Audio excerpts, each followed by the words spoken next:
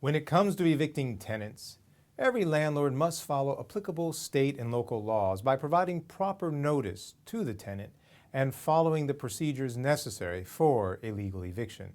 Even if a tenant is late paying the rent or has violated some rule laid out in his or her lease, a landlord usually has the duty to follow the process, which includes legally ending the tenancy before suing to evict the tenant.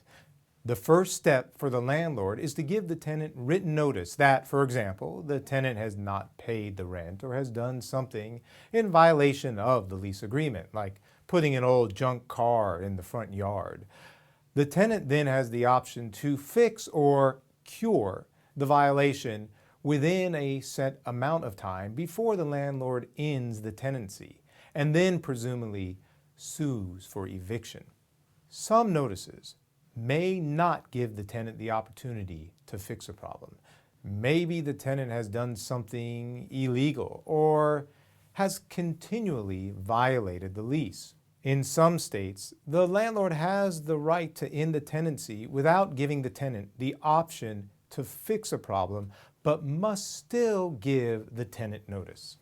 A landlord can never force an eviction by just changing the locks and putting the tenant's belongings out on the street if the tenant refuses to leave. The landlord will have to file an eviction lawsuit in the local court and must serve the tenant with the proper summons and complaint. During the eviction lawsuit, the tenant will have the opportunity to defend him or herself.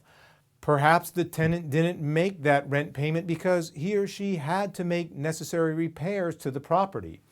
The tenant might also point out any errors in the eviction paperwork, causing the court to dismiss the eviction lawsuit.